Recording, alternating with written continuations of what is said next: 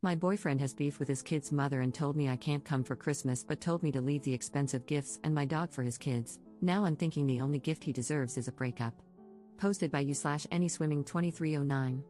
If you look at my post history, I, 37F, escaped a violent man a while ago and got back with an ex, 40M, who was cold but at least not violent. However, he is lazy and passive, and there was too much family drama. He has 2 kids, 8 and 10. Now, I am back in the drama. He also never told me he loved me, but that is beside the point. His kid's mom has always been awful to me, and he never stands up for me. We broke up when she screamed at me as I came with him to pick up the kids, threw me out, and he didn't say anything. It was literally my first interaction with this woman. There is no history that I know of. I don't recall ever meeting this woman, let's call her Susan, 39F, before I dated Phil, and to my knowledge, I have no mutual friends with her except my hairstylist, who is a nice woman. She honestly freaked me out, coming at me screaming during our first meeting. They have been divorced for 7 years, so it's not like it's new. Anyway, we are back together, and initially, I was invited to his Christmas dinner. I grew up in a cult and have no family since my disabled mother died. He knows this. Now, Susan is insisting that he cannot see the kids at all if I am there, so he asked me to find something else to do on Christmas. While we only recently got back together, we were together for a year before that, but again, no I love you, and I felt more like a friend to him. Sometimes, I wondered if he's gay and I was his beard. He doesn't drive, so he asked me to take him to the mall to shop for gifts. I bought expensive gifts for his kids. He wants me to take him grocery shopping, leave the gifts for his kids, and leave my dog so they can play with her, but then go away until they are gone. A friend kindly invited me over, so we are going to hang out, and now he says I am being dramatic and selfish when I tell him I am just going to get my money back for the gifts. Should I return the gifts or not? Edit. Thank you all for the kind comments, and really, the unkind comments were helpful in showing me what kindness looks like. To answer people's questions, I have only been free from my controlling, narcissistic mother for 4 years, even though we escaped the cult 10 years ago. So I am still really learning to cope. I am in therapy, but my therapist's focus has been to help me build and maintain relationships with people, so she tends to explain how to see things from the other person's perspective. Her suggestion was that I can leave but also maybe have empathy for Phil's lack of emotional intelligence and grow a thicker skin. I might need a better therapist. I was raised to believe I am worthless and don't deserve kindness. It has taken 3 years of therapy just to have the confidence to make friends and date at all. I told Phil that I am taking the gifts back, and he has been begging me to give him another chance. I am working on finding the strength to walk away. Relevant comments. Commenter. Who has primary custody of the kids? Ops response. Susan has full custody because Phil was involuntarily hospitalized during a manic episode a few years ago, before we met. She painted him as unfit because he's bipolar, and he's afraid to go to court. He also only pays child support erratically. Update 3 days later. I was shocked that everyone said my boyfriend was wrong. I really thought most people would be team baby mama and tell me I'm awful for not cooperating with being asked to leave expensive gifts and my dog for Phil's kids on Christmas, but leave the house, as I was not allowed. Because that's what most of my friends, okay, I have 5 friends, told me. They said relationships require work and compromise, and that Susan and the kids must always come first. They even suggested I help cook dinner for them. Most of my friends are actually my late mom's friends, women over 60. I started therapy when I was cripplingly shy, and to defend my therapist, it's only thanks to her that I stopped sitting alone in my house, totally isolated, and learned to connect with other people. While I appreciate the suggestion to be alone for a while, I have been super isolated most of my life, and dating again was actually huge progress for me that we worked on for months. I told my therapist that Phil crossed a line and that I don't want to save my relationship with him or my friends, I want to improve my self-esteem. Her emphasis has always been on avoiding isolation at all costs and learning to endure other people's imperfections. She agreed that this Christmas incident was really bad. I am still processing all of this.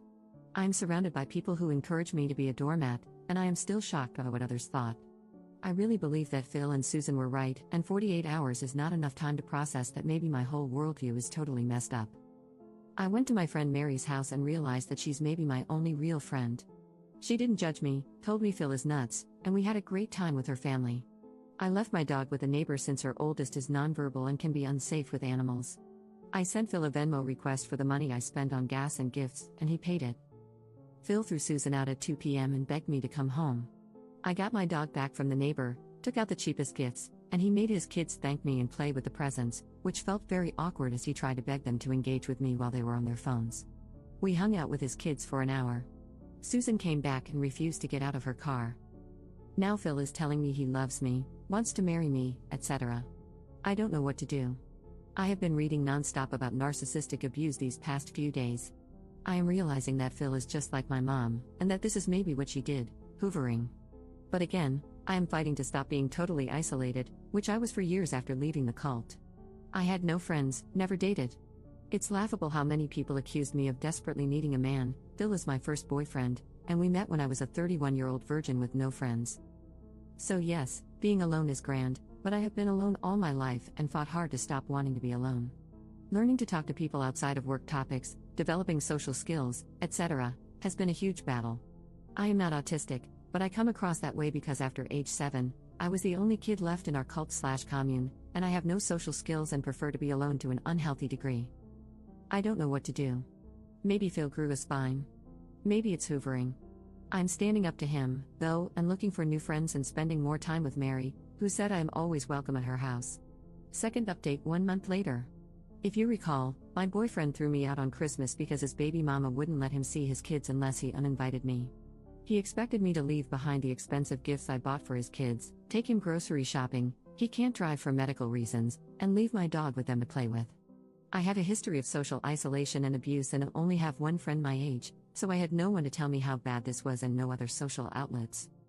Phil arranged a small Christmas gift opening for me, him, and his kids. He finally told me he loved me and wanted to marry me. He then offered to let me move in with him but soon after asked me to buy a sofa. A few days later, I was out of gas, he got out to pump it but asked for my credit card. He wouldn't even chip in for gas, even though I drive him everywhere. A couple of weeks ago, I noticed that I was missing kitchen knives. My utensil drawer kept getting emptier. I have a cleaning lady and figured maybe she put them someplace weird because she spaces out sometimes. She's sweet but more ADHD than I am, which is saying a lot. They were in Phil's utensil drawer. He had been stealing utensils from me. For some reason, that was the last straw. Today, I blocked him. Edit. I confronted Phil about the knives when I returned his stuff. He had been taking pot brownies to work and eating them all day and needed my knives to cut them, then forgot to return them. So, on top of everything, he was doing substances at work. He took 1 or 2 each week and doesn't see the big deal. But I've also found empty food boxes in the cabinets where he ate everything and put the box back, so I think he's been stealing deliberately and will probably find more things missing. Edit 2. So apparently, this post made best of Reddit and also a YouTube channel. Questions and some lovely advice have come in. First, thank you for the kind advice and suggestions. I'm looking for a therapist who specializes in CPTSD. Sorry for the wall of text. Did I get the knives back? No, they are $10 worth of dollar store knives, and contacting Phil and risking him love bombing me when I am still fragile is not worth $10 of crap. He would probably lie and cause drama if I did, not worth it. I need to grow up/grow a spine/ I am so desperate for a man. I was raised to believe that I cannot survive on my own. This was taught to us by our leader, an older woman who preyed on lost younger women and ran a small commune. My mom told all her friends that I wouldn't make it on my own and that they needed to watch out for me. Every day, all my life, I was taught that I literally cannot safely exist independently. This is hard to deprogram when the same people are still in my life. Phil was one of the first people to befriend me and teach me life skills. He's not just any man to me but the person who taught me how public transportation works, how to drive, how services like trash pickup work, introduced me to pop culture, and didn't mock me. Therapist competence. One comment on r/best of Redditor updates opened my eyes. My therapist, whom I see twice a month because that is all my insurance covers, has no idea how broken my frame of reference is. I didn't, until Reddit pointed it out. She mostly treats people with BPD and tells me I'm catastrophizing and blowing things out of proportion when I complain that my boyfriend is cold or that a friend criticized my party in front of other people. But when I tell her, word for word, blow by blow, what someone actually did that I labeled as rude or cold, she often responds, that is totally unacceptable. I don't think I have explained to her clearly how bad these people have acted because I didn't realize how bad it was.